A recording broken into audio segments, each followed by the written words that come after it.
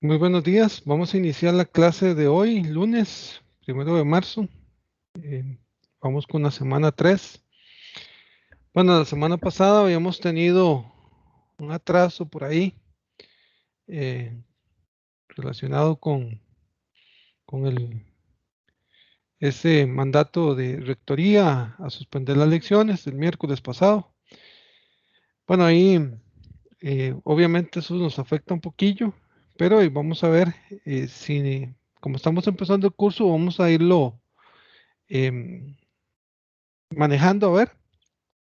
Si como profesor veo que es necesario entonces recurrir a una clase asincrónica, ahí les estaría dejando tal vez de algún tema que no sea muy complejo para que lo podamos recuperar un poquillo. Pero por el momento, digamos de que seguimos igual, de forma sincrónica, con el orden que llevamos y cualquier cosa yo les estaría informando más adelante. Esperemos que esta semana no nos afecten, ¿verdad? Con algún otro comunicado para el miércoles, pero esperemos que todo se empiece a normalizar. Muy bien, no sé si tienen alguna pregunta hasta acá, de alguno de lo que hemos visto hasta el momento. Profe, Ajá, sí, adelante. bueno, no es nada sobre lo que hemos visto, es sobre los grupos que se ha dicho que íbamos a definir hoy. Ah, sí, cierto, sí, cierto. Faltábamos. Falta definir eso, sí, cierto. Ya ustedes me habían escrito en el chat, ¿verdad? Sí, Los, los que ya estaban completos y habíamos quedado el resto que todavía nos faltaban. O sea, yo que estaba en pareja con otro compañero y no sé si quedaba alguien más. ok, ok. Entonces, habíamos dicho que los grupos son de 5 y déjame revisar un momentito aquí el chat.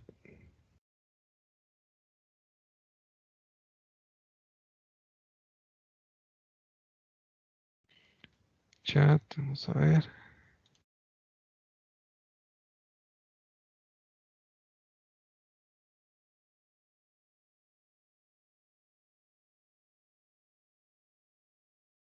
Y el miércoles, vamos a ver.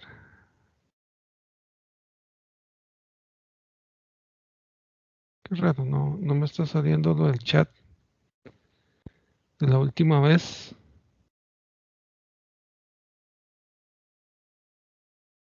Vamos a ver, es que está.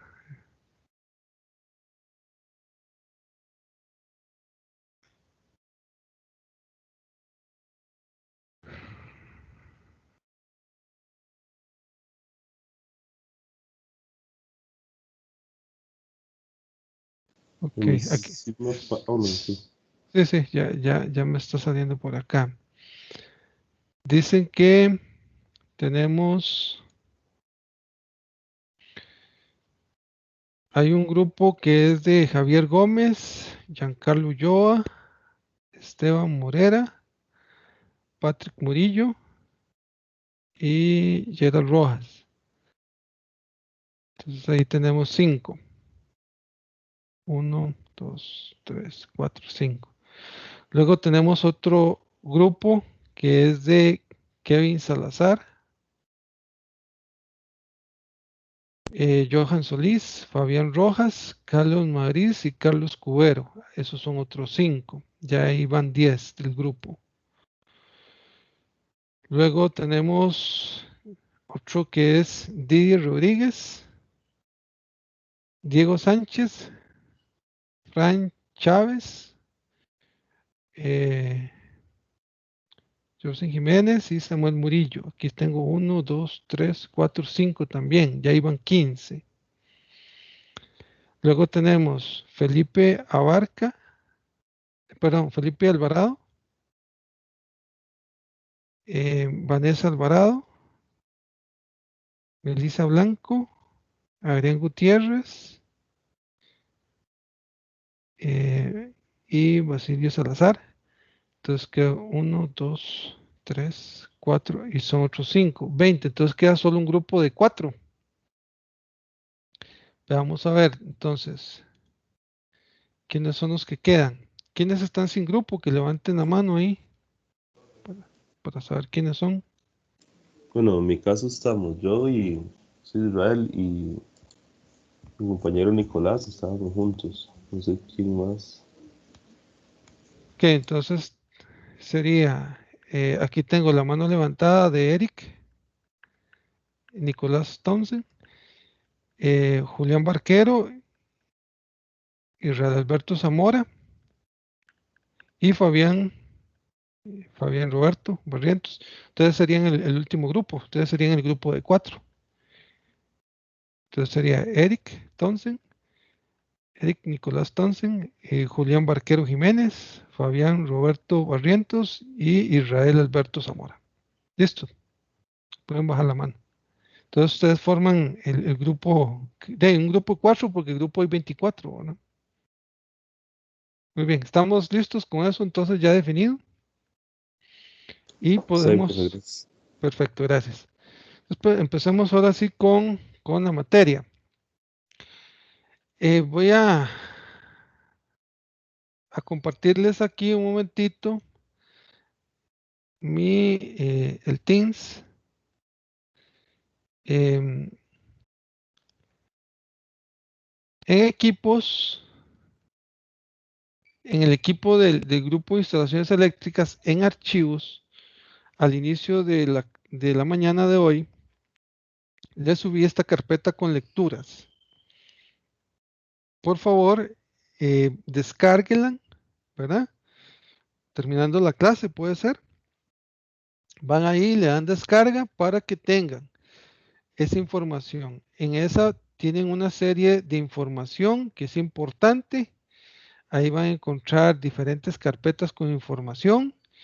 Y adentro de la carpeta también tienen una serie de documentos, muchos de ellos bajados de las bases de datos del repositorio del TEC. Estos son libros de colores, ¿verdad? Entonces, todo esto ayuda a complementar el curso de instalaciones eléctricas. Como pueden ver, es una cantidad exagerada de información, pero son sumamente importantes. Por ejemplo, esta normativa es muy importante, pero esta IEEE 141, 1993, solo esto es un libro. Por ejemplo, yo lo abro. Bueno, vamos a ver si me deja abrirlo. Ahí ustedes lo pueden ver. Esto se consigue en las bases de datos del TEC. Yo lo que hice fue adelantarles el trabajo.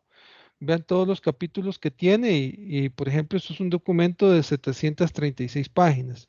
Aquí vienen documentos, capítulos muy importantes que ustedes podrían hacer lectura para ciertas partes del diseño eléctrico. Por ejemplo, aquí viene capítulo número 4, sería, digamos, lo que es eh, cálculo de corrientes de falla. El número 5, coordinación de protecciones. El número 7, lo que es el diseño puesta a tierra. En fin, aquí viene información muy importante. Muchas veces, cuando ustedes empiezan a ver el Código Eléctrico Nacional, lo que van a encontrar es que el código les dice, vea, este tema puede complementarlo con IEEE 143, 141 de 1993, etcétera. Entonces te dicen exactamente a qué parte de alguna norma o estándar, ¿verdad? Eh, Se hace la referencia, entonces hay que ir ahí y buscar ese documento para complementar lo que me quieren decir ahí en el código. Entonces, como esos hay varios artículos que yo les he bajado, que ahí lo pueden ver. Por ejemplo, ahí tienen también un catálogo de la FELDOSH. Por ejemplo, esto es un catálogo que yo tengo en físico, lo escaneé y ahí se los agregué como un documento donde aquí habla sobre los diferentes tipos de conductores, digamos, perdón, los diferentes tipos de chaquetas que se utilizan a nivel de conductores. Bueno, hay que descargarlo para que lo cargue rápido, ¿verdad? Entonces, les recomiendo, por favor, descargar eh, toda la carpeta de lecturas, ¿verdad? Toda la carpeta de lecturas, viene información muy importante acá, importantísima para el curso. Entonces, ese era un comercial introductorio, que no se les olvide bajar esa información. No tanto tenerla aquí disponible en Teams, no. Descárguela para que la tengan ustedes como parte de información del curso, ¿ok?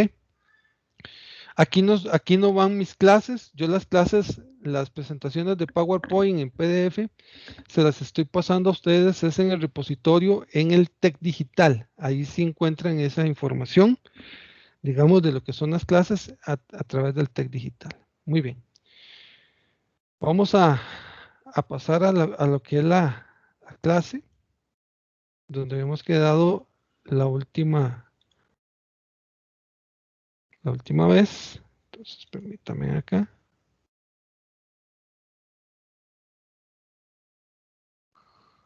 Vamos a ver que no me está dejando. Dejamos de compartir. Y vamos a compartir la presentación. Muy bien, habíamos quedado la vez anterior a punto de iniciar el tema caída de voltaje. Ok, este tema, ya a partir de este tema ya entramos a ver algunos artículos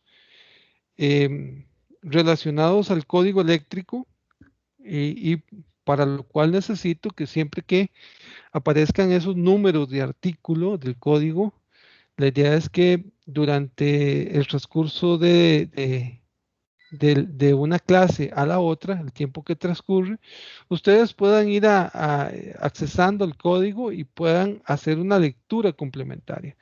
Yo muchas veces de estos materiales lo que hago es que digamos, lo tengo a modo de resumen. Entonces, sí me interesa como profesor.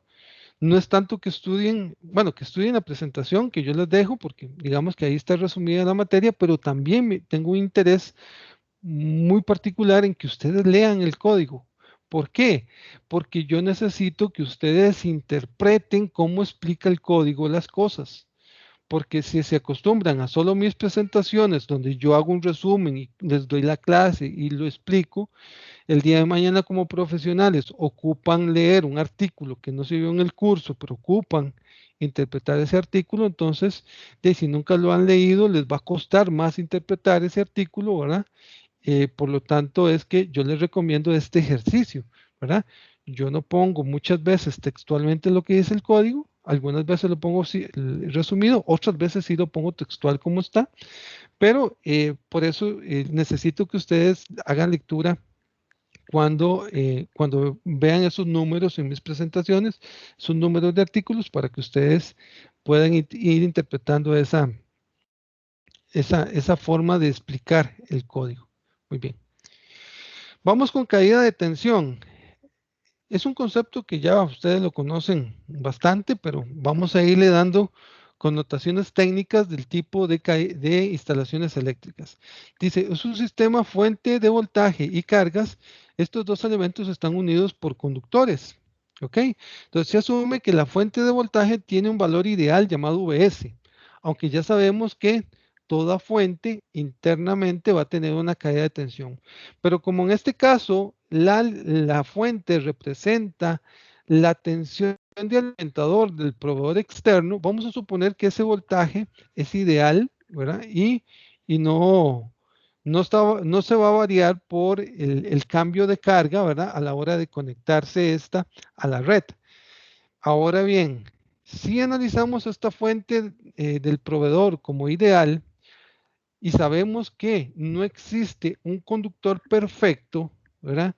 Entonces, desde la fuente hasta la carga, vamos a tener lo que estaremos llamando una caída de tensión.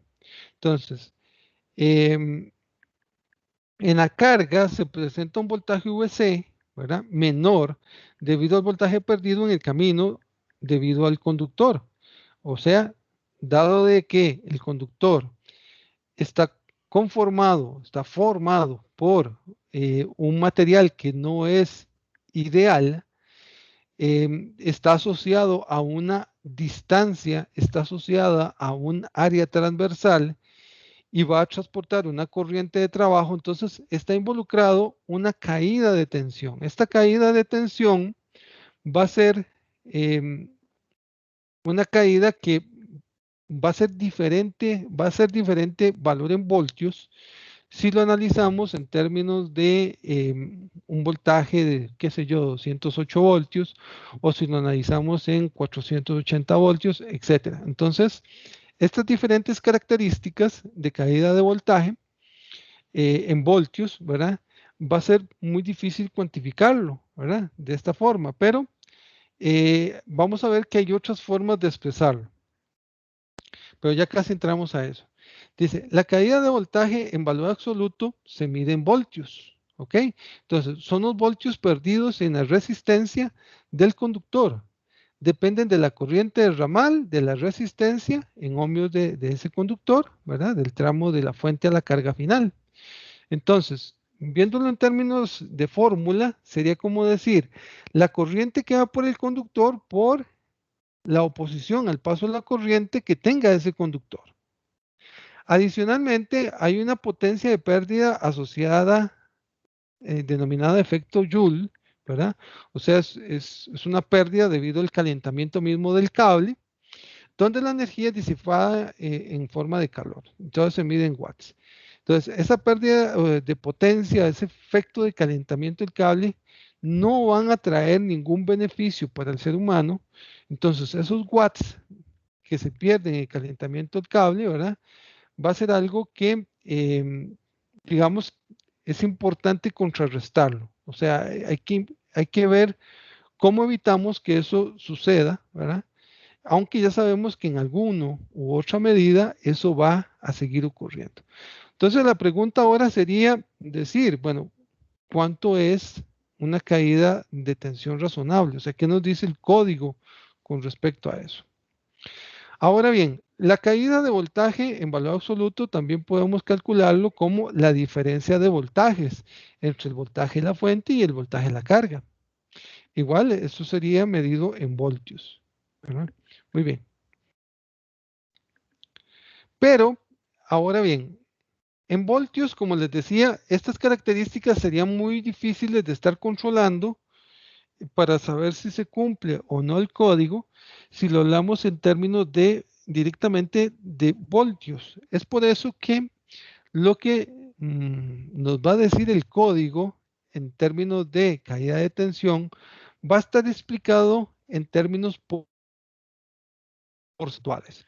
Cuando hablamos en términos porcentuales de la caída de tensión, tenemos una forma más fácil de poder poner esta información a nivel de tablas en los planos, a nivel del cálculo mismo, ¿verdad? Para saber si se cumple o no las disposiciones del código. Ahora bien, ¿cómo se calcula la caída de tensión en porcentaje? Bueno, la fórmula, como lo pueden ver, es bastante sencilla. Es el voltaje de la fuente menos el voltaje de la carga entre el voltaje de la fuente por 100. Y ese, bueno, tal vez aquí le faltó un paréntesis a todo esto, pero se sobreentiende que aquí está fuera de la división, entonces, fuera de la fracción, entonces se entiende que se multiplica todo. Muy bien, ese porcentaje de porcentaje de caída de tensión nos va a decir cuánto es en términos porcentuales que tenemos una caída en una parte de un circuito. Ahora bien, para entender un poco esta parte, voy a recurrir, voy a hacer, permítanme acá un momentito, en en la presentación, voy a agregar una diapositiva en blanco. Ya la tengo. Entonces la siguiente diapositiva está en blanco. Ok. Aquí voy a poder hacer un dibujo. Voy a cambiar de color. Vean, no voy a hacer un dibujo muy elaborado, ¿verdad? Porque lo que me interesa es ir aprendiendo algunos términos técnicos para que sea más fácil interpretar la información que me dice el código en la siguiente diapositiva. Para ello, entonces, voy a hacer dos dibujos. Uno que no es muy técnico, ¿verdad? Y después otro que es un poquitito más técnico. Digamos que aquí está el tendido eléctrico de la compañía a la cual le vamos a pedir el suministro. Entre este dispositivo, perdón, entre el proveedor externo, la instalación eléctrica va a empezar con algo que se llama acometida. Entonces, ese cable que viene hasta el medidor, ¿ok? El medidor puede estar en una columna o muchas veces está en una pared, en los linderos de la propiedad, ¿verdad? Como sucede en muchas casas, ¿verdad? Etcétera. Entonces, pero desde la conexión hasta el medidor, tenemos que esto se llama acometida. La acometida, ¿ok? Después del medidor, digamos aquí donde está el edificio, voy a dibujar solo un rectángulo rápido. Entonces, para no durar mucho tiempo haciendo un dibujo muy elaborado.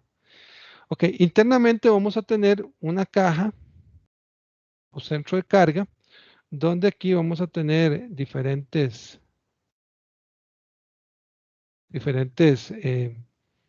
protecciones o breaker, ¿verdad? O disyuntores, como dice el NEC. Muy bien, desde aquí, desde el medidor hasta esta caja, esto es el alimentador principal.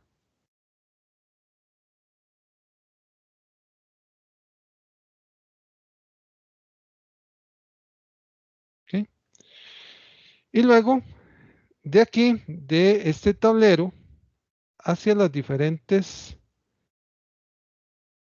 cargas del circuito, entonces aquí va hacia las cargas, que son luces, tomacorrientes, salidas especiales, etcétera, ¿verdad?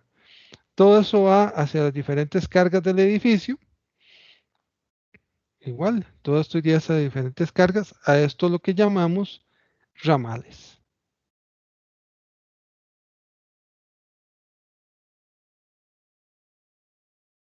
Entonces tenemos acometida, alimentador principal y ramales. Esto sería un diseño muy sencillo, ¿verdad? Ahora bien, no siempre son tan sencillos. Puede ser que tengamos acometida, alimentador principal, y si tenemos más de un tablero, entonces quiere decir que vamos a tener un tablero principal y otros tableros secundarios. Y entre tablero principal y tableros secundarios tenemos subalimentadores, ¿ok? Pero por el momento dejémoslo en términos muy sencillos como este dibujo de acá. Entonces, voy a hacer otro dibujo abajo de este, donde tenemos acometida, medidor, alimentador principal, ramales. Obviamente no estoy poniendo todos los datos técnicos, ¿verdad? Estos son cargas. O sea, esto es simplemente un primer ejemplo de cómo es este esqueleto, ¿verdad? Esta información, ¿ok? Esto ya sabemos que es acometida.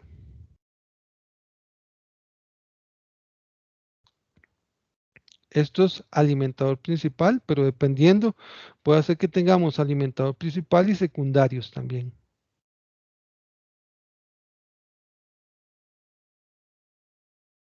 Principal. Y este de acá son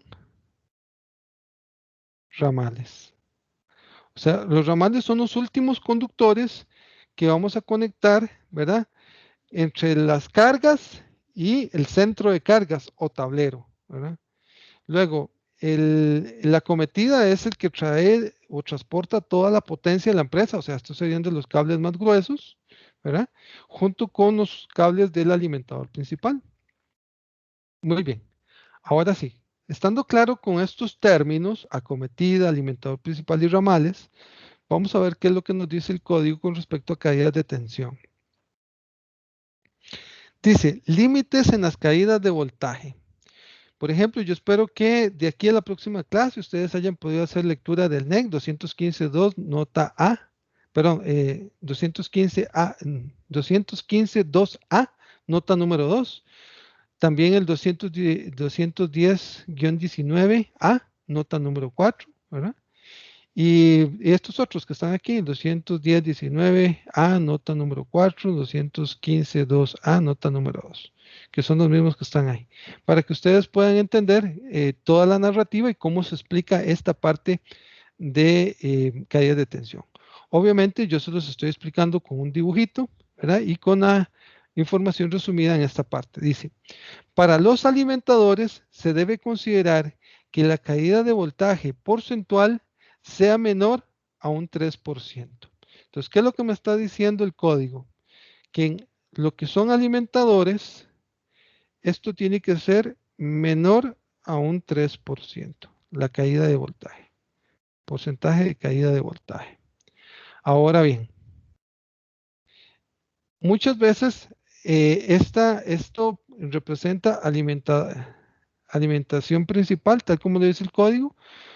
Algunos expertos podemos agarrar toda esta información como dentro de la misma cometida para considerar todo una sola caída de tensión que no sobrepase el 3%. Pero digamos que el NEC nos habla de ese alimentador, ese cable alimentador. Ahora bien, ¿qué me dice con respecto, bueno, a la siguiente instrucción?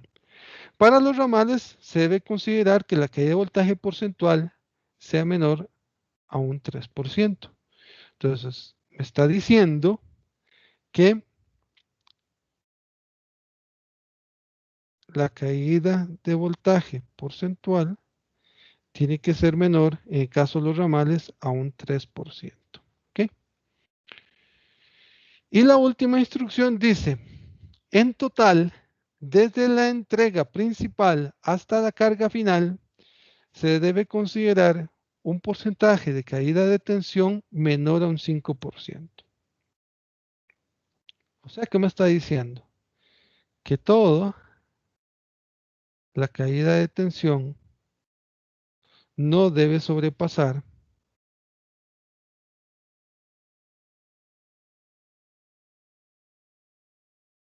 tiene que ser menor a un 5%.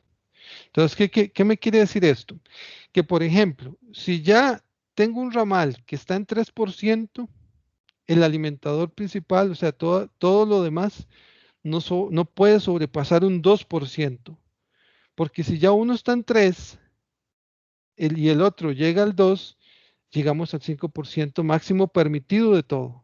Entonces, vean que es importante. Ahora bien, si el alimentador principal ya está en 3, ¿verdad? Eso quiere decir que en los ramales, ningún ramal puede sobrepasar un 2%. Toda esta información tiene que estar a nivel de plano, ¿ok? Toda esta información tiene que estar a nivel de plano.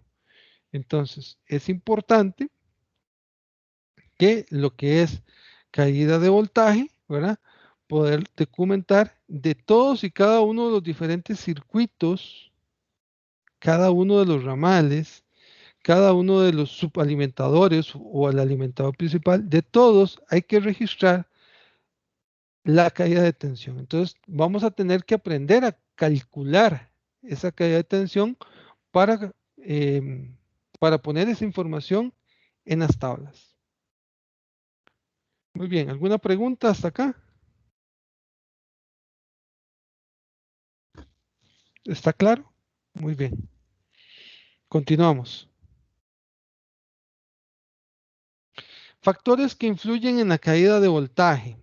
La distancia L del tramo del circuito.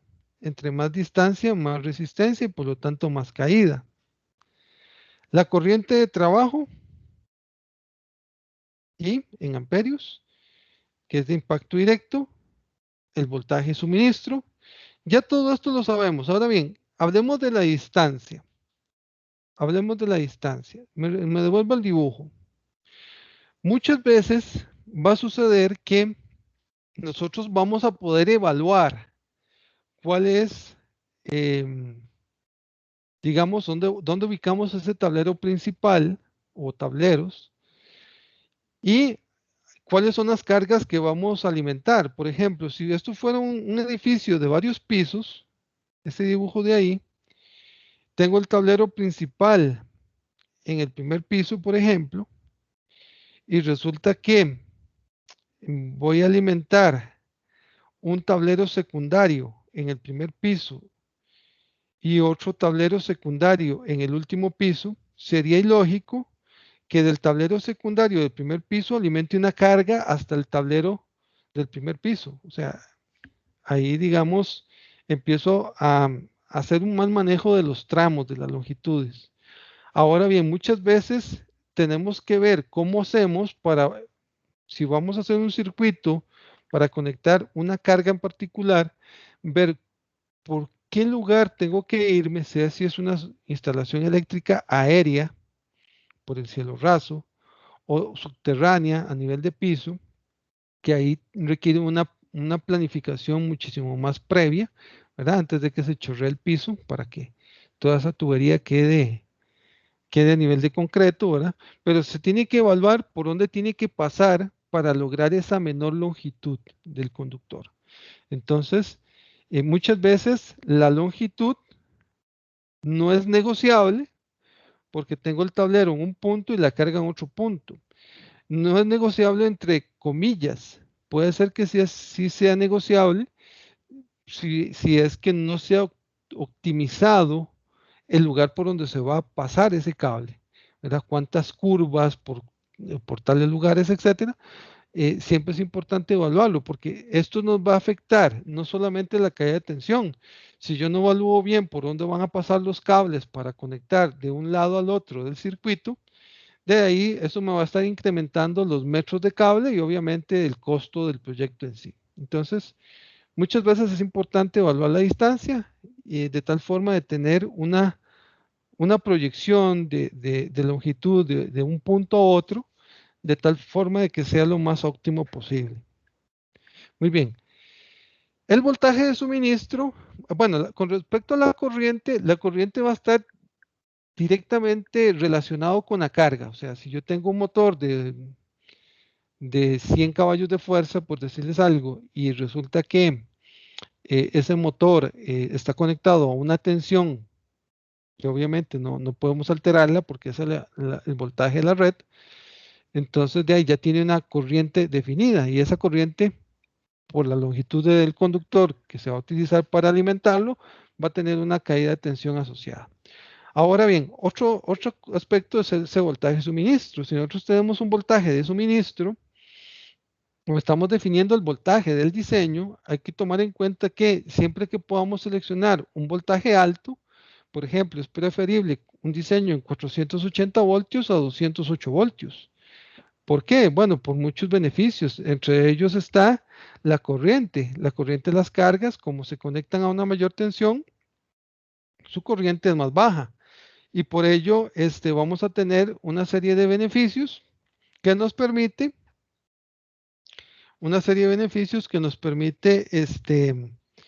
tener cables más delgados, protecciones más pequeñas, o sea, va a ser más económico y nos va a permitir tener menos problemas de caída de tensión. Muy bien. Otro aspecto es el área transversal del conductor. Cuando ya tenemos una longitud optimizada, tenemos definido el voltaje del diseño, tenemos definido las cargas que vamos a conectar, o sea, vamos a conocer sus corrientes de carga, y resulta que no cumplimos lo anteriormente dictado por el código eléctrico con respecto a los límites de caída de tensión, no nos queda otra que optar por el área transversal del conductor. O sea, aquí tenemos que irnos a hacer ¿cómo es que se llama? Esa selección del área transversal del conductor para lograr esa característica de límites de caída de tensión que nos habla el código. Y también el material del conductor. Para un mismo calibre del conductor, el material de cobre tiene mejores características que un material de aluminio. O sea, por ejemplo, si yo tengo un tramo de 100 metros con 100 amperios y utilizo un cable de cobre que me está dando una caída de tensión en el límite permitido de 3%, si ese mismo le pongo un cable de aluminio, ya no estaría cumpliendo, porque el cable de cobre tiene mejores características como material conductor que el mismo aluminio. Entonces, en el aluminio ahí tendríamos que estar pensando en un calibre mayor. Muy bien, aquí les estoy dejando algunas características de valores de conductividad y resistividad a 20 grados Celsius. Ahora bien, aquí tenemos el dato para lo que es cobre y aluminio. En el curso, nosotros no vamos a estar utilizando tanto este tipo de, ¿cómo es que se llama? Este tipo de constantes se pueden usar, digamos, se podrían usar, pero normalmente la constante la vamos a estar sacando directamente del capítulo 9 del NEC. O sea, aunque aquí les estoy dejando unos valores que se pueden encontrar inclusive en el mismo internet, ¿verdad? Repito, nosotros vamos a estar sacando la información de estos valores de ohmios por metro, ohmios por milímetro, ohmios por kilómetro, ohmios por pulgada, ohmios por pies. En realidad, esto lo vamos a sacar directamente de la tabla 9 del capítulo 9 del código eléctrico. Y cuando tengamos esa información, vamos a irnos a las diferentes fórmulas. Antes de eso, veamos esta primera. Caso monofásico bifilar. Entonces, la idea acá es tener una fórmula, no como las estuvimos viendo anteriormente. Digamos, calcular el voltaje de la corriente por la oposición del cable. Calcular la corriente calcular la diferencia de voltaje o la caída de voltaje entre el voltaje de la fuente menos el voltaje de la carga. Digamos que ya resumido o ya un poco más compacto, más directa la fórmula, tendremos esta formulita que les estoy presentando acá. Claro, esta formulita es, perdón, aquí me pasé. Esta formulita es para un sistema monofásico bifilar. O sea, ¿qué quiere decir? Tengo una fuente, una carga y tengo un cable de ida, un cable de retorno. Entonces, tanto el cable de ida lleva corriente como el cable de retorno tiene la misma corriente. Entonces, en este caso tenemos solamente una longitud, pero las características del cable me está afectando doblemente, ¿ok? Porque tengo caída en esta parte y tengo caída en esta otra parte. Entonces, yo necesito considerar esa suma de voltajes.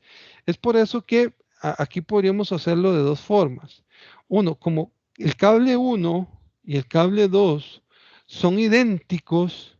¿Idénticos en qué? Idénticos en el mismo tipo cable, idénticos en la longitud, idénticos en calibre. Entonces, puede decir que yo puedo multiplicar dos veces el efecto de una longitud de cable para calcular la caída de voltaje total de ese circuito. O bien, alguien puede decir, no, profe, quitamos este 2, pero la longitud la ponemos por 2. Es exactamente lo mismo. La idea es tomar en cuenta que en un circuito monofásico bifilar, digamos, el problema de caída de tensión se presenta en los dos conductores, cosa que no sucede en un sistema trifásico. En un sistema trifásico, por ejemplo, yo tengo los tres cables, aquí está la carga trifásica y se supone que el retorno es por el neutro. El retorno es por el neutro. Entonces, si yo tengo las tres corrientes, línea A, línea B y línea C,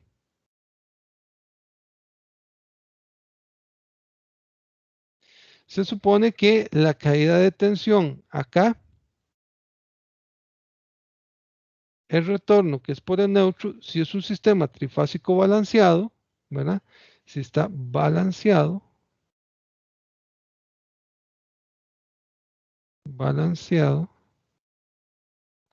quiere decir que esto es prácticamente cero. Entonces aquí no hay que multiplicar por 2 veces la longitud, solamente la longitud del tramo, ¿verdad? La longitud del tramo y la corriente de una de las líneas para calcular la caída de tensión. ¿Ok? Entonces, me devuelvo. Ya retomamos este trifásico.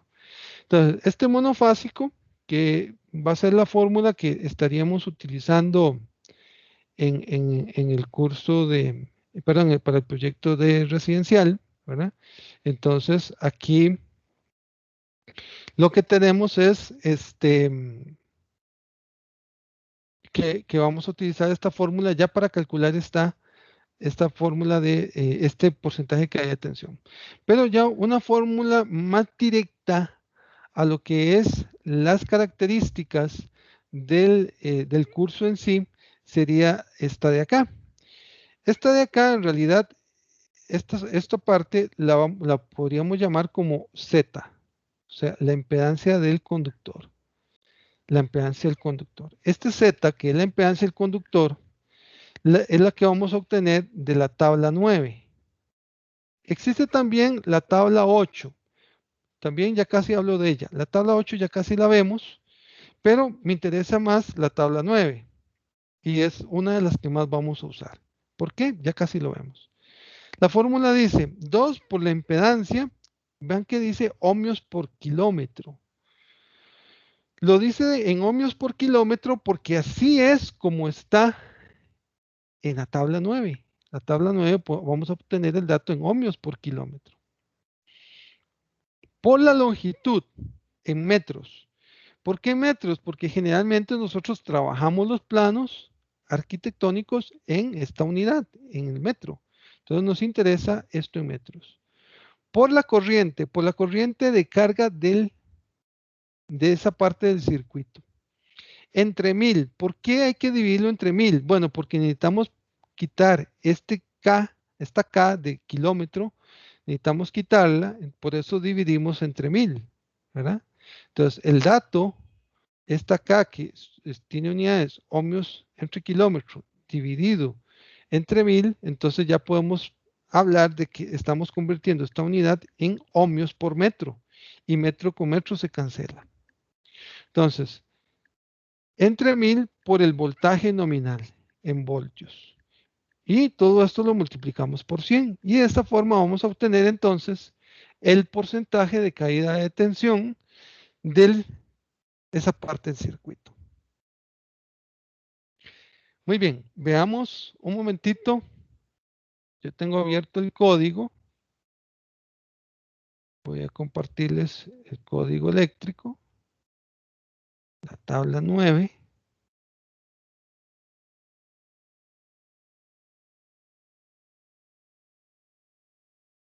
Pregunta, siguen viendo la presentación o ya están viendo el PDF del La código? presentación, profe. Ok, entonces voy a cambiar aquí en el Teams. Un momentito. Para cambiar aquí en el Teams. Y compartirles esta otra. Ok, me parece que ahora sí están viendo esta. Esta es la tabla 9. Voy a pasarme aquí a la tabla 8. La tabla 8 voy a resaltar esto. Vean. Voy a hacerlo más grande. Un poquitito más grande para que lo puedan ver mejor ahí. Dice así. Resistencia en corriente continua a 75 grados Celsius. Resistencia en corriente continua a 75 grados Celsius. Ohmios por kilómetro, alambres no recubiertos, recubiertos ohmios por kilómetro, etc. Entonces, aquí tenemos la información, pero para conductores, sean cables, sean cables o conductores de cobre, pero en corriente continua. Entonces, esta tabla la podríamos estar usando, pero no tanto, ¿verdad? La que vamos a usar más es la tabla 9. Estoy en el capítulo 9. La tabla 9 aquí estaríamos usando esta tabla que dice resistencia y reactancia. Vean que no solamente vamos a considerar resistencia, también reactancia en corriente alterna para los cables para 600 voltios trifásico a 60 grados, 60 Hz, perdón, 75 grados Celsius como temperatura máxima de operación, 3 conductores individuales en un solo conductor. Vea, son conductores individuales, no son multiconductores. ¿Ok? Muy bien, entonces aquí tenemos que la tabla nos van a dar por celda, nos dan dos datos. El dato de arriba es ohmios al neutro por kilómetro. Y en el dato de abajo de la raya son ohmios al neutro por 1000 pies. Entonces, si la longitud lo tenemos en pies, nos conviene utilizar el dato de abajo. Si la longitud la tenemos en metros, nos conviene usar el dato de arriba. Muy bien. Aquí viene el calibre en la denominación AWG.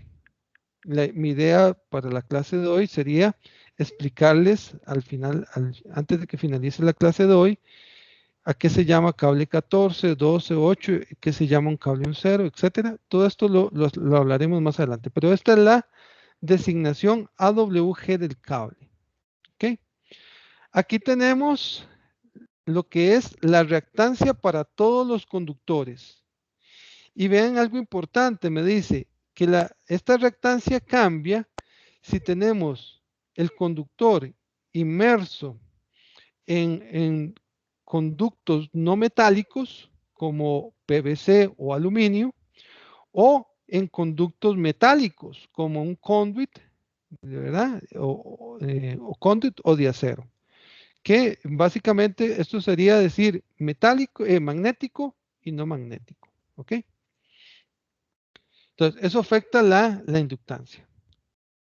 Ahora bien, a nivel de resistencia en corriente alterna para alambres de cobre sin recubrir, tenemos para lo que es en conduit o PVC, en conduit de aluminio o en conduit o de acero. Entonces aquí vamos a tener estas tres categorías. Tenemos que saber, ¿y a qué se refiere esto? Se refiere al elemento físico que protege el cable. Por ejemplo, es común que en una instalación eléctrica de tipo residencial ustedes vayan a ver dónde van los cables, pero los cables van en ducto PVC, por ejemplo, o van en ducto metálico, etcétera. Entonces, dependiendo de este tipo de ductería, así es como tengo que ubicarme en la tabla. Ahora bien, aquí tenemos esto sería resistencia para alambres de cobre, esto sería para cables de aluminio. ¿Ok?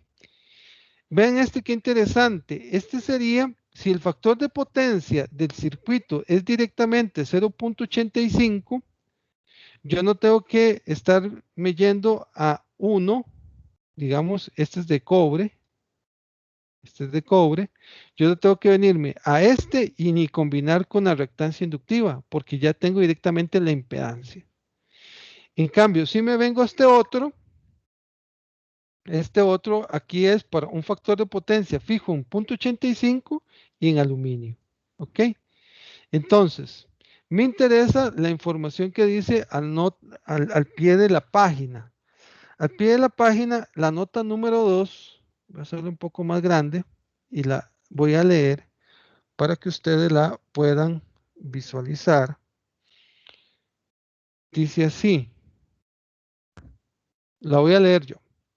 La nota 2, al pie de esa página, de esa tabla 9, dice cómo se tiene que calcular la impedancia en ohmios por kilómetro o ohmios por cada 1000 pies, dependiendo si estoy en el dato de arriba o en el dato de abajo, para encontrar esa impedancia. Dice, el Z eficaz es definido como R cos de zeta más X en de zeta, donde zeta es el ángulo del factor de potencia del circuito. Al multiplicar la corriente por la impedancia eficaz, se obtiene una buena aproximación de la caída de tensión de línea neutro. Los valores de impedancia eficaz de esta tabla son válidos con factores de potencia de 0.85. ¿A qué se está refiriendo? Que yo puedo encontrar Z directamente aquí, pero solo si el factor de potencia es 0.85 y estoy utilizando cable de cobre, o 0.85 y estoy utilizando cable de aluminio. Pero si el factor de potencia no es 0.85, tengo que calcularlo con los datos según el tipo de conductor, si es cobre, la resistencia y la reactancia, y si es aluminio, la resistencia del aluminio y su reactancia. ¿Y cómo se calcula? Aquí lo dice la nota al pie de página número 2.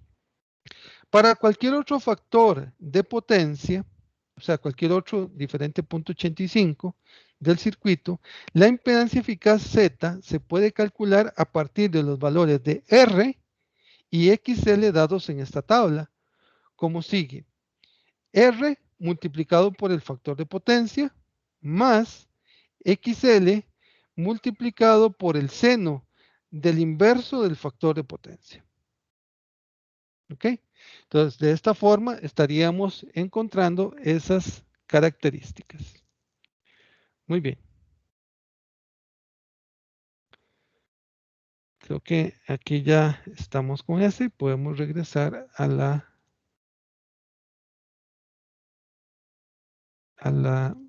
presentación.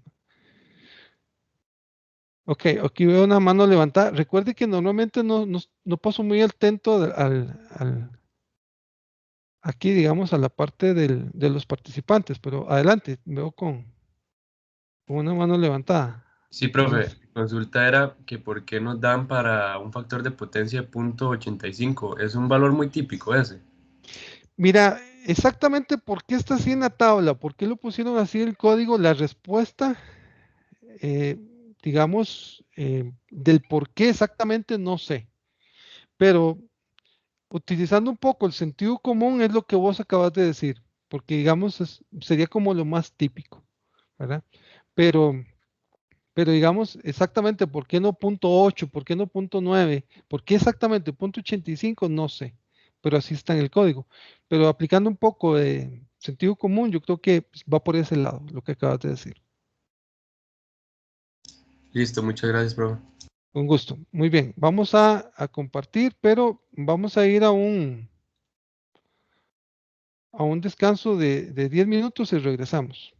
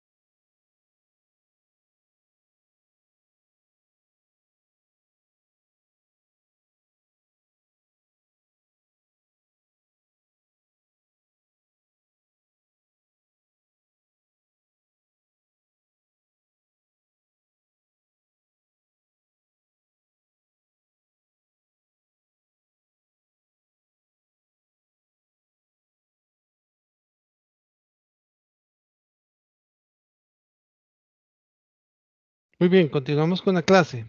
Entonces, esta es la fórmula que vamos a estar utilizando para el cálculo de esa caída de tensión de tipo monofásica. O sea, la fórmula que vamos a estar utilizando para calcular caída de tensión en tableros monofásicos, o sea, proyecto residencial.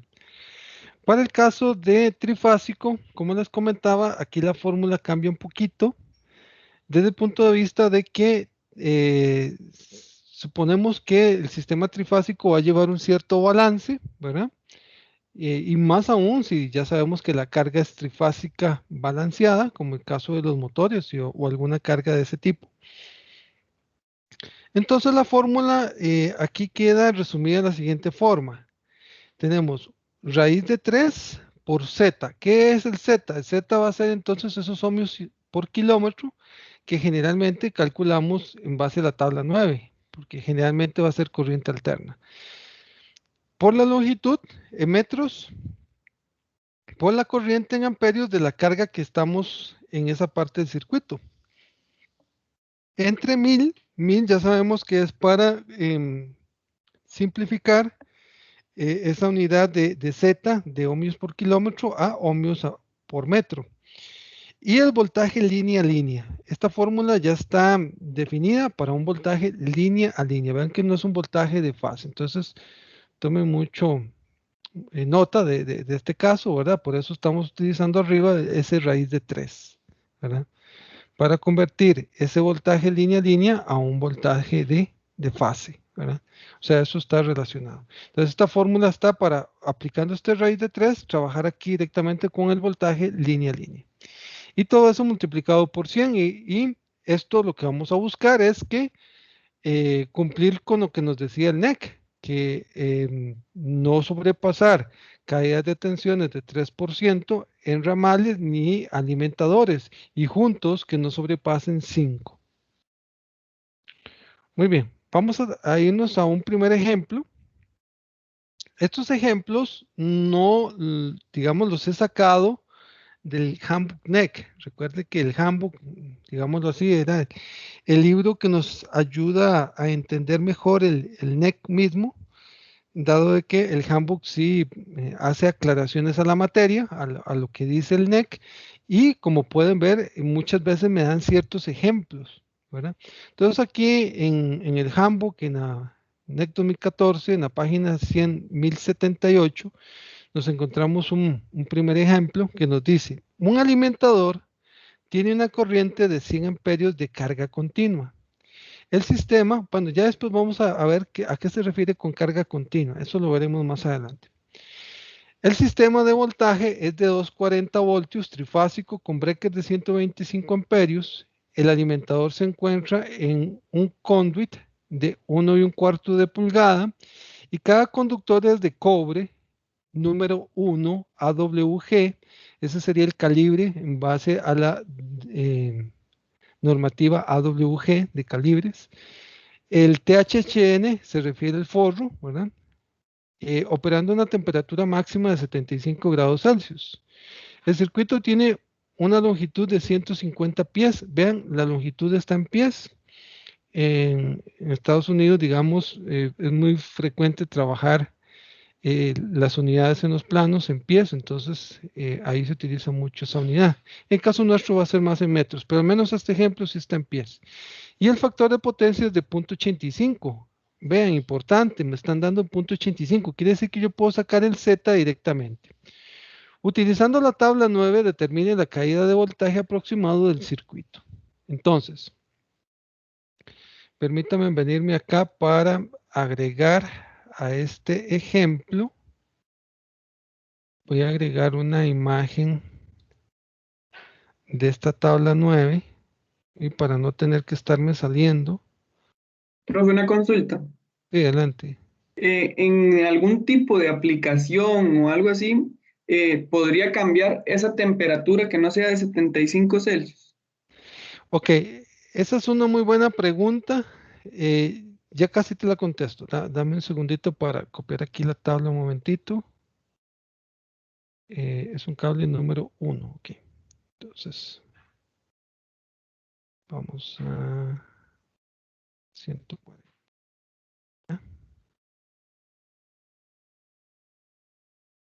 Ya casi te la contesto. Voy a hacer una copia acá.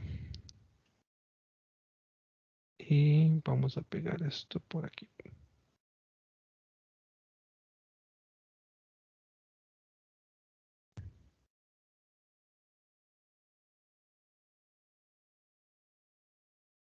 Ok, voy con esa pregunta tuya. Ahora sí. Estoy aquí en la presentación. Y les acabo de pegar esta en la presentación. Esta es de la tabla 9. Esa pregunta que vos haces es importante. Por ejemplo, nosotros vamos a aprender cuando vayamos a hacer diseño eléctrico que vamos a tener que trabajar con 3 posibles temperaturas en el diseño. Una temperatura de 60, una temperatura de 75 y una temperatura de 90 grados Celsius. Normalmente, nosotros no tenemos, estaríamos trabajando en las temperaturas entre 60 y 75. Rara vez tendríamos que estar trabajando con temperaturas de 90, ¿verdad? Pero si fuera el caso, ¿verdad? Podríamos buscar en términos de constantes esa modificación, ¿verdad? Para hacer esa corrección. Pero digamos que normalmente podríamos estar utilizando la tabla 9, que está marcada una temperatura máxima de 75, porque normalmente hacemos diseño entre 60 y 75, o sea, esa tabla perfectamente nos sirve. ¿Cuándo no nos sirve? Cuando sea 90, que va a ser en muy raras ocasiones. El porqué de muy raras ocasiones, repito, eso lo explicaría después cuando estemos hablando de propiamente de las tablas de los conductores, ¿verdad? Yo espero hacer eso a más tardar el próximo miércoles. Pero por el momento, digamos que para responderte mejor más en concreto tu pregunta, si tuviéramos temperaturas mayores a 75, sí tendríamos que buscar entonces para este cobre, cuánto sería realmente ese valor de constante, ¿verdad? En ohmios por kilómetro para hacer digamos, un cálculo más exacto, ¿verdad? Sí tendríamos que buscarlo. Esto se puede buscar, por ejemplo, como les decía, en propiedades de los conductores, uno se puede meter a los fabricantes de los conductores y puede buscar estas propiedades a diferentes temperaturas y de ahí podría sacar el dato para trabajarlo con un poquito más de precisión. Muy bien, continuamos. Regresando al enunciado, vean que la corriente es de 100 amperios. Me dan información que no necesito para el cálculo que hay de tensión. Me dicen que el breaker es de 125. Por el momento no me interesa hablar del breaker. El alimentador se encuentra en un conduit de 1 1/4 de pulgada. Suponemos que es un conduit, no, o sea, que es un no conductor, no magnético, ¿verdad? Dice que es de cobre, número 1. Esta información sí la ocupamos, ¿verdad? Y que está operando a una temperatura máxima de 75. Entonces la tabla calza perfectamente, la tabla 9. Entonces, si nos vamos a la tabla, vamos a encontrar que un calibre número 1, que es este de acá, en un cable de cobre, ¿verdad? En lo que sería... perdón. Hay un dato importante que se me había olvidado. Me dice que el factor de potencia es 0.85. Entonces, aquí en este caso, yo podría venirme, si el factor de potencia es exactamente este, me puedo venir a este. Si me hubiera venido a estos, quiere decir que voy a usar el dato de abajo, la nota número 2, la fórmula, para calcularlo, pero ya aquí está calculado directo. En este caso, entonces, para un ducto no metálico, digamos que estos son, el dato de abajo, recuerde que es ohmios al neutro por cada 1000 pies. Y me interesa que sea en pies porque la longitud está en pies. Entonces de ahí tenemos 0.16. Entonces, recapitulando, conozco los amperios, conozco que es trifásico, eso quiere decir que tengo que utilizar esta fórmula, ¿ok? Entonces, conozco el Z, conozco la longitud, conozco los amperios y conozco el voltaje. Entonces, ya conozco todo para poder calcular la caída de tensión. Entonces, me vengo acá, agrego todos los términos en la fórmula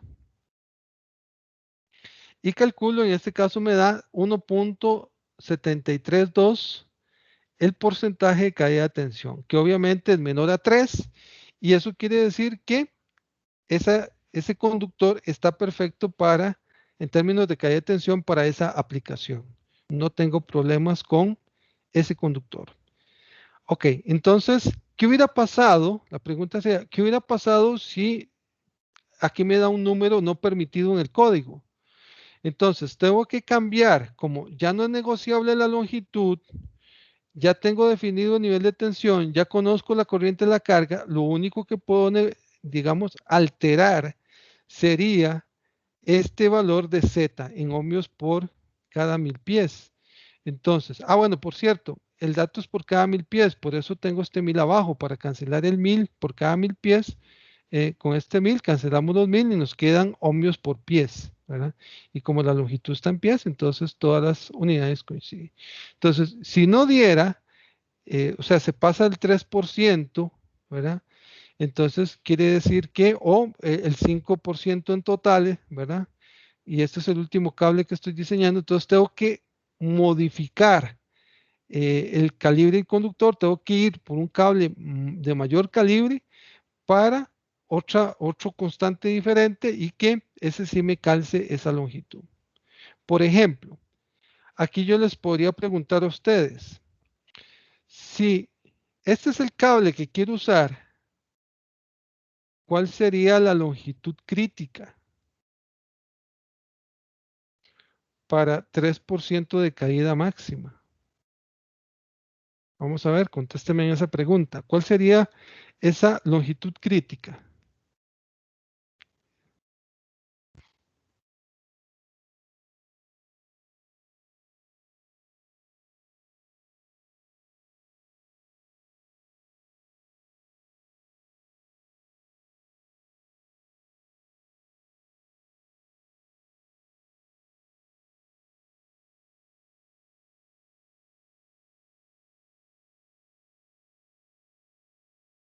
¿La pudieron calcular? ¿Cuál sería esa longitud crítica en pies?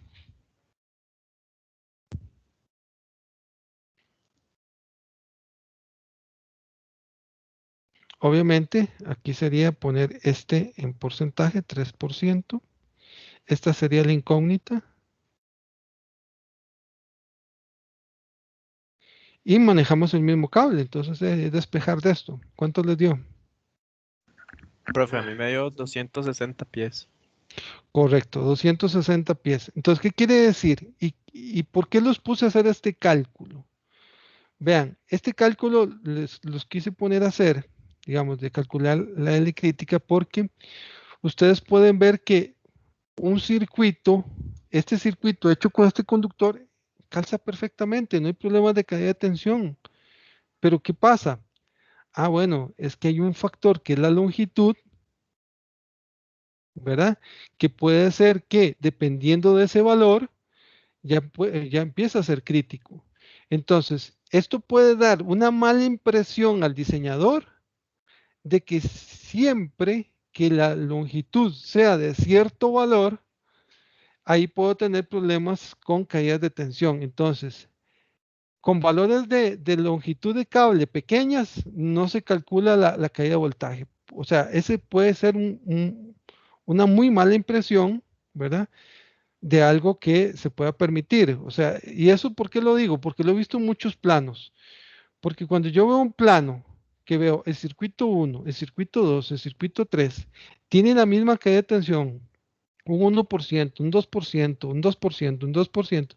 No, aquí como que no hubo cálculo, como que el que diseñó se confió, como la longitud es corta, ya sabe que la longitud no va a ser crítica para ese cable en caída de tensión, entonces de ahí se arriesgó, ¿verdad? Para esas características se arriesgó y no calculó, lo cual es un error.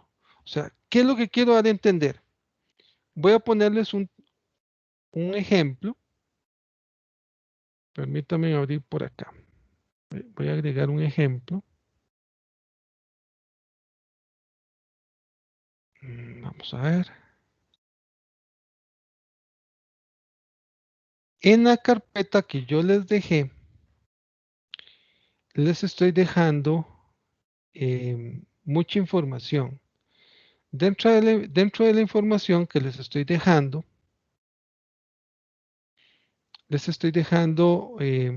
unas tablas, el diseño de unas tablas que normalmente van a venir en los planos. De hecho, ahorita lo que estoy haciendo es que estoy copiando una, pegándola aquí en la presentación para tomarla, para que ustedes la puedan ver. Ya casi se los comparto. Vamos a ver, voy a copiar esta otra también.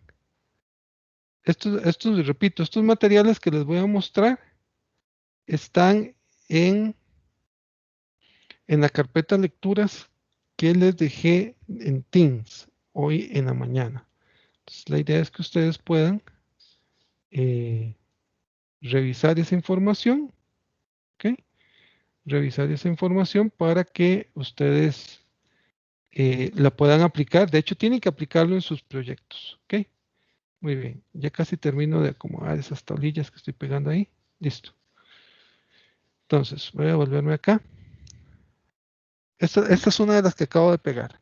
Vean, por ejemplo, esta es una tabla que, repito, es la información de un tablero. Y en esta información me dice, por ejemplo, es un sistema trifásico, tiene línea 1, 2 y 3. Me dice cuál es el nombre del circuito, cuál es la potencia, cuál es el voltaje y cuál es la corriente. Entonces, la corriente va en la línea 1, ¿verdad? Bueno, falta información del cable. No está completa la tabla, pero ya está calculada la caída de tensión. 2%. Yo veo esto en una tabla, digo yo, aquí no hubo cálculo que haya tensión. Entonces, posiblemente, si es el diseño de alguien que va a entregar el colegio, bueno, no sé cómo lo verán la gente del colegio, ya eso sería otra cosa, ¿verdad? Pero posiblemente el diseñador dice, no, es que es una longitud que no alcanza una longitud crítica del cable. Entonces simplemente puso 2, ¿verdad? Pero esto no se tiene que hacer. O sea, esta tabla tiene que ir con la información técnica completa. Y en cada uno de estos circuitos hay que calcular la caída de tensión. ¿Con cuál?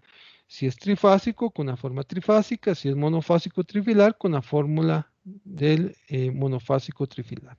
Por ejemplo, aquí me están diciendo que la caída de voltaje del alimentador en esta otra parte es 3%. Ah, bueno, 3%. Entonces quiere decir que los ramales que están aquí en las caídas de tensión no pueden sobrepasar el 2%, porque estamos al límite. 3 y 2 son 5, ¿verdad? Entonces, esta es una tabla que según el diseñador está trabajando al límite del porcentaje de caída de tensión. Ok, voy a mostrarles otro ejemplo. Aquí sí se ve que hubo cálculo para cada uno de los ramales. Y obviamente ya la tabla está más completa. Me dicen cuál es el calibre, ¿verdad? Me dicen cuál es la longitud. Ven acá qué curioso. Hay un dato que no está bien. 3.2 está sobrepasando el 3% que permite el código. Entonces, esto no está bien. Y vean que no necesariamente está asociado a una longitud que algunas veces ha sido crítica. Alguien puede decir, no, es que el cable 12 de 30 metros para arriba ya empieza a ser crítico, ¿verdad? No necesario. Por eso siempre es necesario hacer el cálculo respectivo. En este caso es un sistema de 120 voltios, es una potencia, digamos, un cierto valor. Aquí sí vemos los amperios y esto me está provocando una caída no permitida. ¿Cómo se arregla esto? Bueno, si la longitud ya no es alterable, es la longitud más óptima que tenemos de ese circuito. Entonces aquí lo que queda es aumentar el calibre. No puedo utilizar un número 12, tendría que utilizar un número 10 y volver a calcular la caída para saber si está en el límite permitido. Ahora bien, ¿por qué aquí se permitiría un 3? Porque si vemos el alimentador, la caída en este caso de este alimentador, la calculada dio 0.7%. Entonces, 0.7% quiere decir que me permite trabajar con un 3% máximo en un ramal. Muy bien.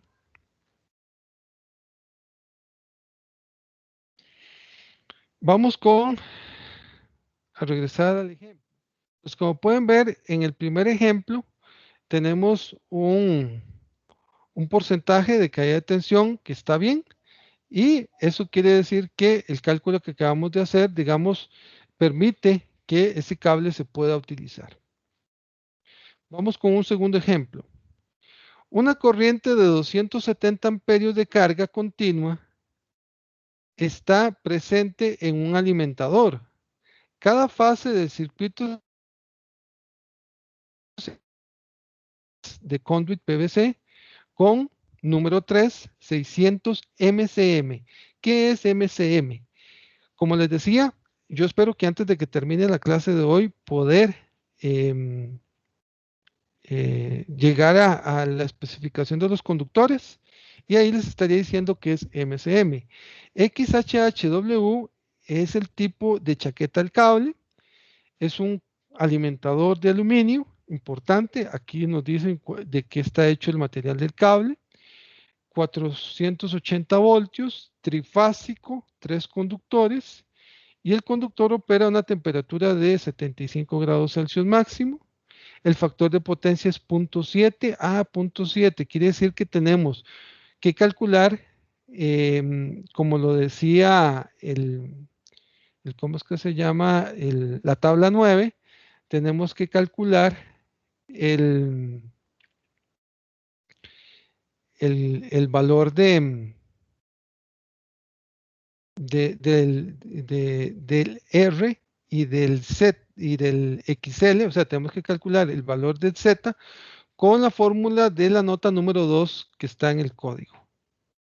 Muy bien, entonces vamos a ver cómo es la solución de este ejercicio, ¿verdad? Sabiendo que es de aluminio, ¿verdad? Entonces no es de cobre.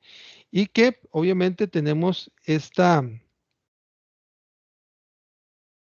tipo de calibre de cable. Entonces nos venimos para acá. Bueno, no he agregado la tabla. Permítame un momento para venirme para acá y agregarles esa tabla.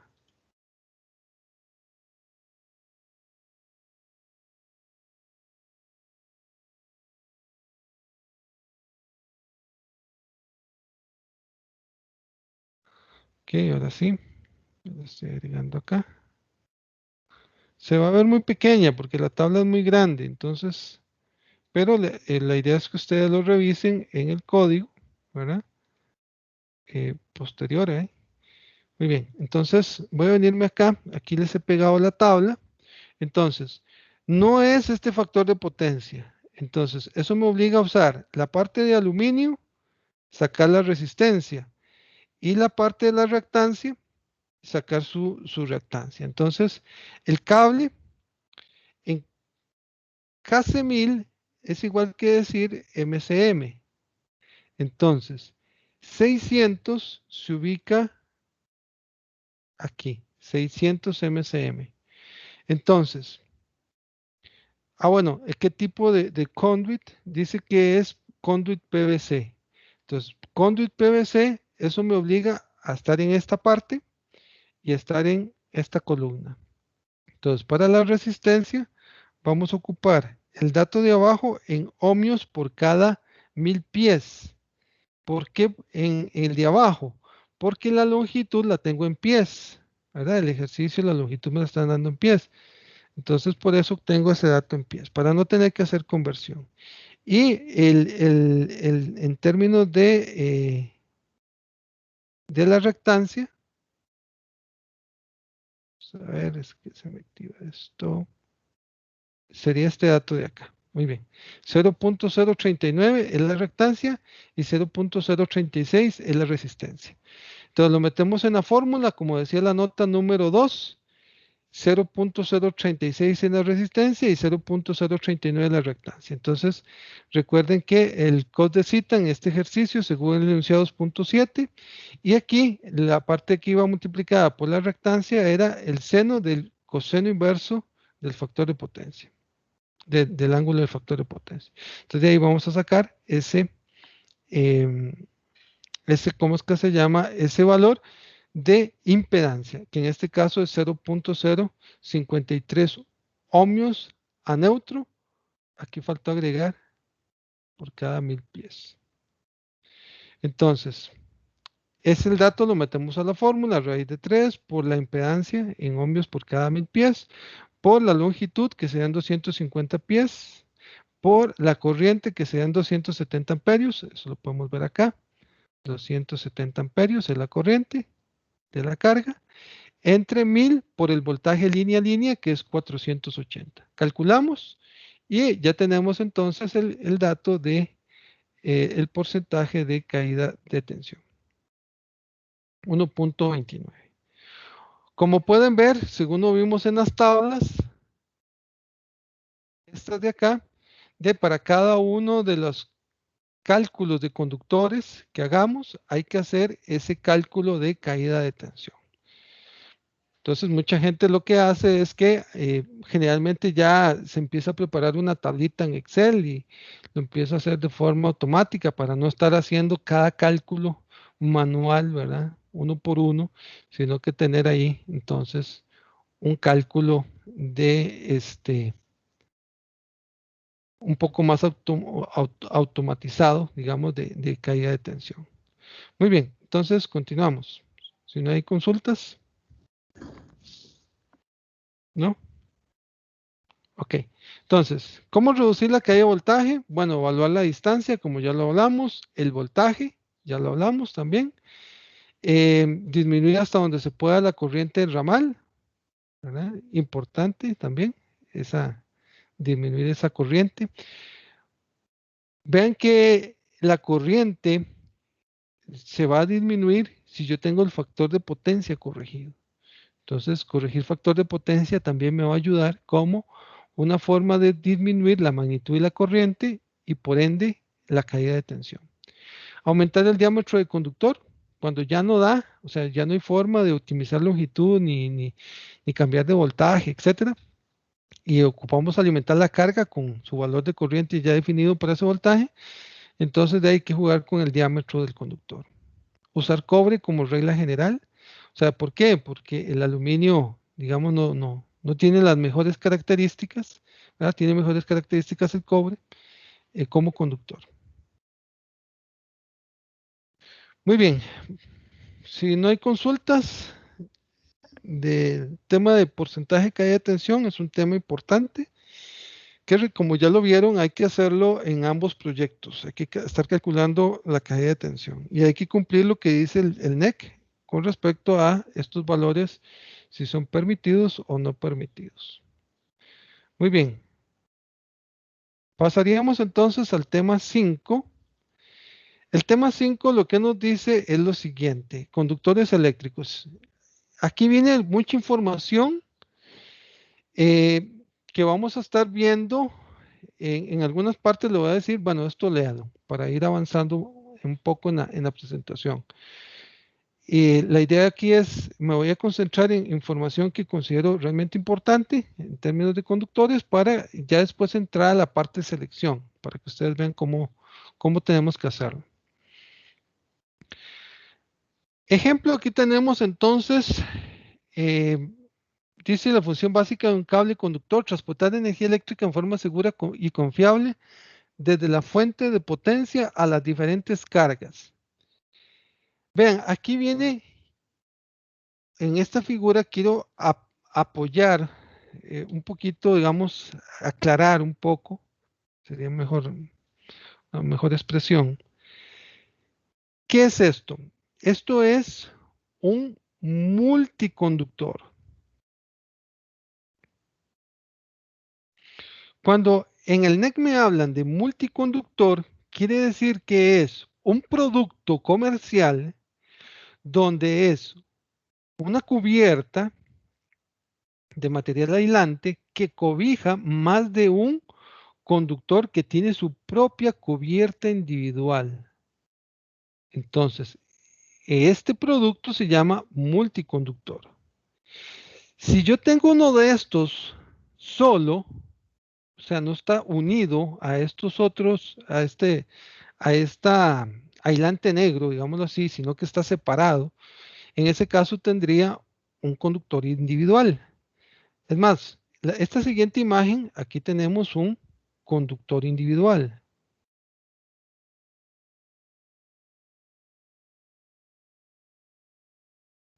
Mientras que este se llama un multiconductor. Nosotros vamos a ver que vamos a tener tablas para seleccionar conductores individuales y tablas para seleccionar multiconductores y no se mezclan. ¿Ok? Entonces es importante ese detalle. Partes de un conductor, bueno, esto ustedes lo pueden leer, lo que es el conductor en sí, el aislamiento, las capas semiconductoras, etcétera. Toda esta parte sí la pueden hacer lectura. De los materiales, que ya ustedes saben que podemos tener conductores de cobre o de aluminio. Una característica importante a considerar a la hora de hacer un diseño eléctrico es la flexibilidad.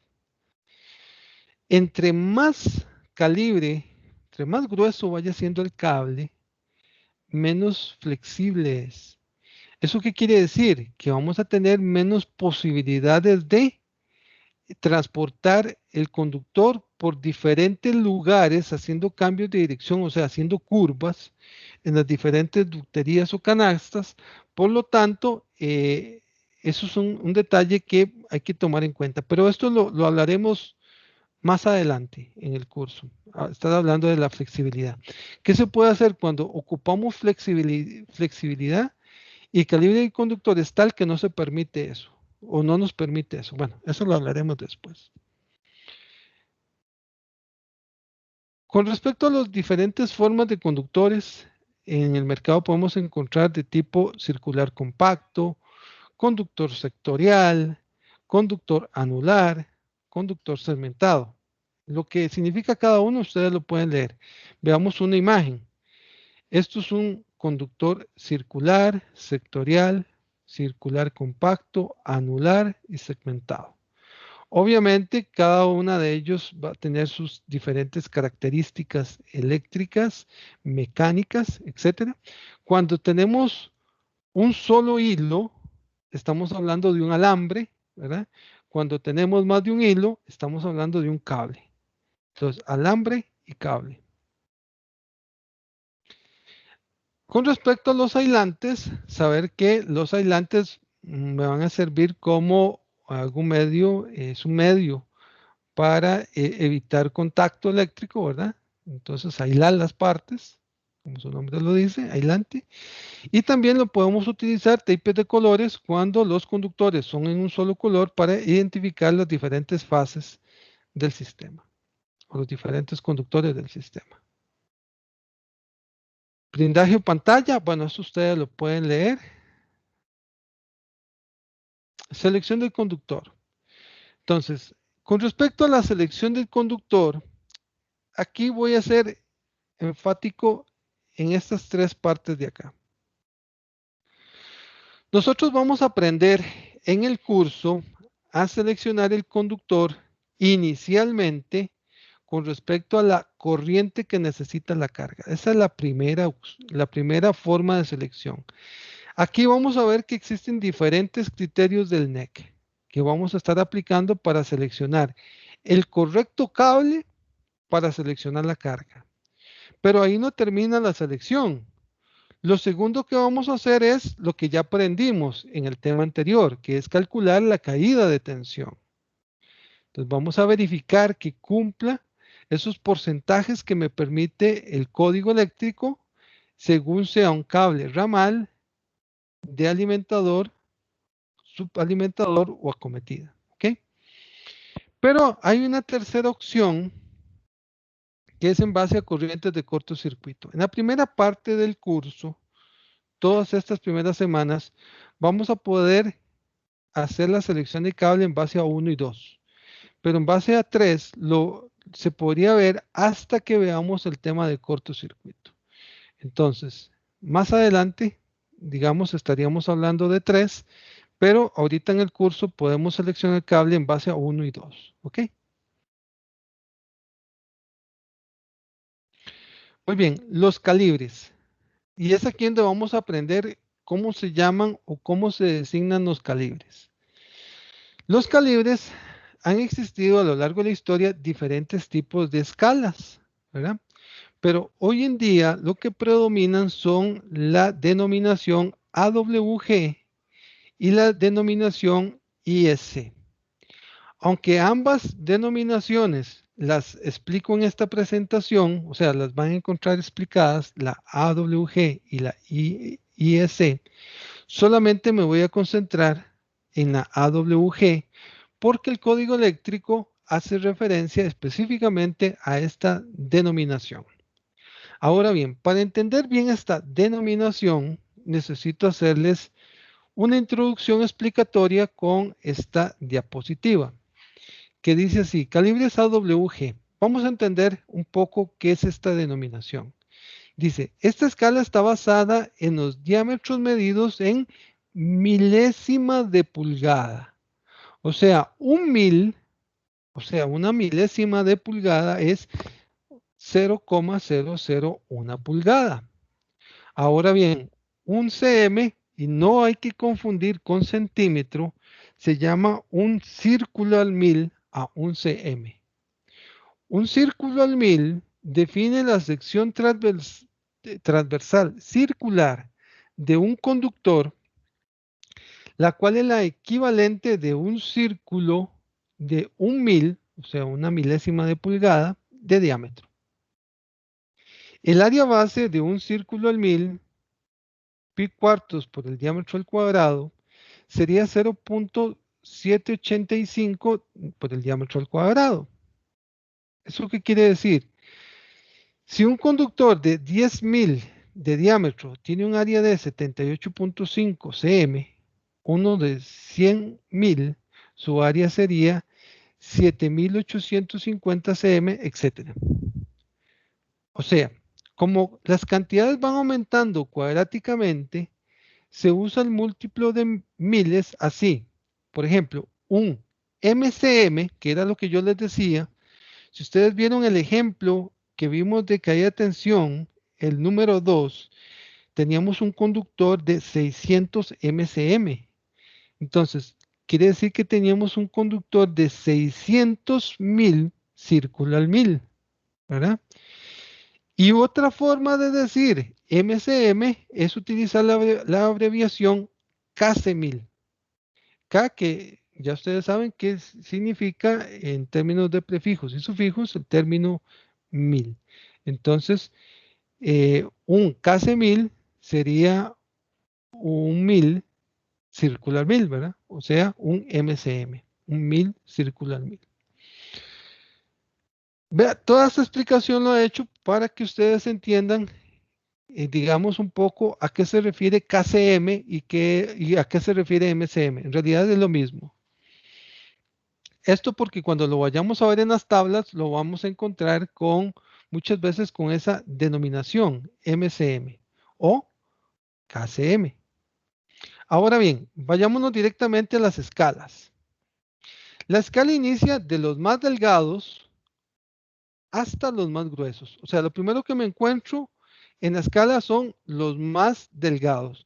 O sea, el cable 14 es más delgado que el 12. Como pueden ver, un 14 tiene 4.11 kc/1000, mientras que un número 12 tiene 6.53 kc/1000, ¿verdad? Y ahí van, de los más delgados a los más gruesos.